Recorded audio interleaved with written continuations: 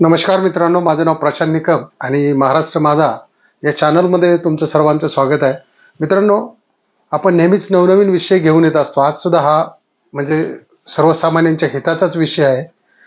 तर जर चॅनलला सबस्क्राईब केलं नसेल तर सबस्क्राईब करा, कारण असेच आपण नवनवीन छान छान विषय किंवा सेन्सिटिव्ह विषय घेऊन येत असतो. हा सुद्धा एक तसाच विषय आहे.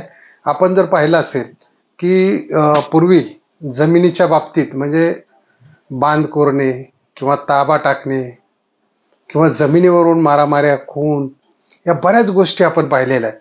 तर आपला आजचा जो विषय आहे, थंबनेलवरून तुमच्या लक्षात आलंच असेल की आजचा विषय काय आहे, की तुम्ही कोर्ट कचेरी न करता तुमच्या जमिनीवरचा ताबा हटवू शकता. तर सुप्रीम कोर्टाने असा निकाल दिलेला आहे की कितीही वर्ष जुना ताबा असला तरी तुम्ही तो हटवू शकता.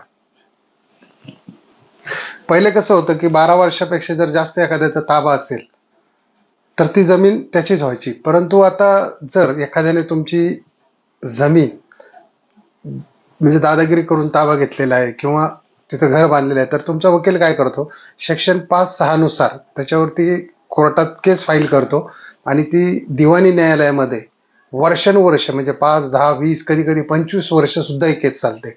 तर त्याच्यामध्ये काय होतं की मग ज्याची जमीन आहे तो सुद्धा कंटाळून जातो. त्याला सुद्धा पुढचा धमक्या देऊ लागतो की तुला जमीन पाहिजे का, तुला जगायचंय का नाही, तुझी केस मागं घे. अशा या पद्धतीने तो त्याच्यात म्हणजे इतकी हॅरॅसमेंट केली जाते त्याला.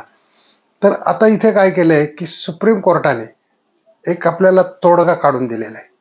म्हणजे याच्यामध्ये तुम्ही FIR करायची पोलीस चौकीला 411 441 या कलमानुसार की तुमच्या जमिनीवरती अशा अशा व्यक्तीचा ताबा आहे व ती तुम्हाला परत मिळावी. त्यासाठी तुमच्याकडे त्या जागेचे पेपर असणं खूप आवश्यक आहे. त्यावेळी तुम्ही पोलिसांना सांगा की अशा अशा व्यक्तीने अशा अशा पद्धतीने माझ्या जमिनीचा ताबा घेतलेला आहे. तर सुप्रीम कोर्टाने याच्यामध्ये काय सांगितलेलं आहे की तुम्ही ज्यावेळी FIR देता, पोलिसांना इन्फॉर्मेशन पण द्या की अशा व्यक्तीने ताबा घेतलेला आहे आणि तुम्ही सुप्रीम कोर्टाने सांगितलं की तुम्ही हा ताबा जबरदस्तीने म्हणजे मारहाण करून सुद्धा पुढच्या व्यक्तीचा ज्याने तुमचा ताबा घेतलेला आहे तो काढून घेऊ शकता, त्याचे हातपाय मोडू शकता किंवा त्याला मारू शकता. फक्त जिवंत मारायचं नाहीये. म्हणजे इथे जर 302 झाली तर तुम्हाला सुद्धा शिक्षा होईल. म्हणजे इथं तुम्ही मारहाण जबरदस्ती करून सेल्फ डिफेन्समध्ये म्हणजे 104 कलमानुसार येथे तुम्हाला सेल्फ डिफेन्समध्ये तुम्ही त्यांना मारहाण केलेली, कारण ती जमीन तुमची आहे आणि त्याच्यावरती त्या व्यक्तीने ताबा घेतलेला आहे.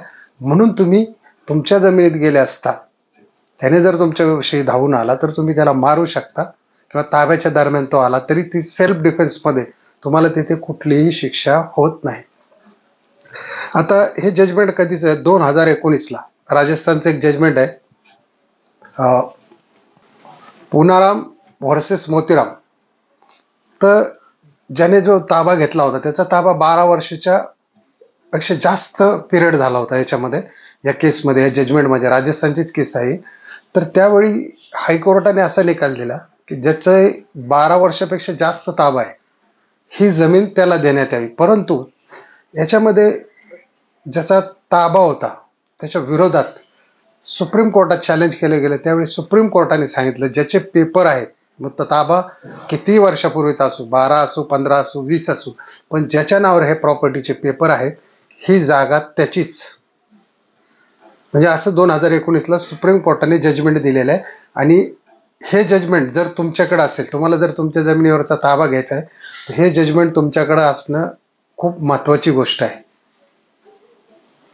हे जजमेंट आणि तुम्ही 104 सेल्फ डिफेन्समध्ये या दोन गोष्टी तुमच्याकडे असल्यानंतर तुम्ही तुमच्या जमिनीचा, तुमचे पाहुणे रावळे म्हणा किंवा मित्र कंपनी म्हणा, हे सगळे एकत्रित करून तो ताबा तुम्ही घेऊ शकता. तिथे तुम्हाला कुणीही आडवं येणार नाही. आता बरीच लोक काय म्हणतात की ज्याने ताबा घेतलेला आहे तो ताकदवार आहे, बलाढ्य आहे, त्याचे राजकीय पॉलिटिकल संबंध आहेत, बऱ्याच गोष्टी आहेत. आता इथे काय असतं माहिती आहे की इथे ही पर्सनल लेवलला तुमची गोष्ट आलेली असते. एकतर मग तुम्ही इथं पोलिसांची सुद्धा मदत घेऊ शकता. पण जर तुम्हाला स्ट्रॉंग बनता आलं, तुम्हाला जर तेवढी तुम्ही पॉवर लावली किंवा कुठलेही तुमचे नातेवाईक किंवा मित्र वगैरे सगळे मंडळी मिळून तुम्ही जर त्यांना खिदडून म्हणजे हाणमार करून जरी बाहेर काढलं तिथून ताबा, त्यांचं पीक आहे ते सगळं काढून वगैरे ट्रॅक्टरने नांगरून, तरी सुद्धा तिथं तुम्ही ताबा घेऊ शकता परत. आणि बऱ्याच वेळा पोलिसांची मदत घेतल्यानंतर ते आणखी सोपं पडतं. परंतु त्या प्रोसेसला काय होतं की जास्त वेळ जातो. जसं आपण मी म्हटलं की दिवाणी न्यायालयात कसं आहे की 5, 10, 15, 20 वर्ष केस चालतात. काही वेळेस ते ज्यांनी दावा केलेला आहे की माझ्या जमिनीवर ताबा आहे, ही लोक सुद्धा हयात राहिलेली नसतात, तरी ह्या केस चालू असतात. कारण अगोदरच कोर्टामध्ये लाखो करोडो या दिवाणीच्या केस आहेत. त्यांच्यावरती कुठलंही सोल्युशन निघलेलं नाहीये. म्हणजे बरेच लोक जी गावामध्ये आपण म्हणायचो, जी काही पाटील लोक असतील किंवा काही पैशावाली लोक असतील, म्हणजे पूर्वीच्या जुन्या काळच्या लोकांकडून त्यांनी लिहून घेतलेल्या म्हणजे ज्वारीच्या पोत्यावरी, गव्हाच्या पोत्यावरी किंवा अशा पद्धतीने लग्नासाठी काहीतरी दिले थोडंफार पैसे, यावेळी अशा जमिनी लिहून घेऊन त्यांचे पैसे येऊन सुद्धा त्यांना परत न करता त्यांच्यावर दादागिरी करून त्याचा ताबा स्वतःकडे ठेवलेला आहे. त्याच्यामुळे 2019 मध्ये जे सुप्रीम कोर्टाचं जे जजमेंट आलेलं आहे ते सर्वांच्या हितकारक आहे. पण जर तुम्हाला पोलीस यंत्रणेची मदत घ्यायची असेल तर त्याला थोडाफार उशीर लागतो. म्हणजे दिरंगाई होते, असं काही नाही की तुम्हाला ताबा मिळणार नाही, असं काहीही होत नाही, फक्त थोडाफार उशीर होतो. त्याच्यामुळे मित्रांनो, एक लक्षात ठेवायचे की पहिली गोष्ट, आपल्या शेजारचा बांध कोरतोय का, किंवा आपण आपल्या शेजारच्याला काही ॲग्रीमेंट लिहून देतोय का की कायच्या बदल्यात मला असे पैसे पाहिजेत, किंवा ते ॲग्रीमेंट तुम्ही वाचा. कारण हे काय होतं की तुम्ही विश्वासाच्या माध्यमातून जाता, परंतु इथे पुढचा माणूस कसा वागेल सांगता येत नाही. कारण याच्यामध्ये जवळजवळ 70 ते 80% लोक फसलेले आहेत, ज्यांच्या जमिनीवरती दुसऱ्यांचा ताबा आहे आणि तो अजूनपर्यंत काही लोकांना मिळालेला नाहीये. त्याच्यामुळं सतर्क राहून तुम्ही आपल्या जमिनीचा कुठेही कसलंही ॲग्रीमेंट करू नका, जेणेकरून तुम्हाला भविष्यात तुमच्या नाही तुमच्या दुसऱ्या पिढीला ते भोगावं लागेल असं.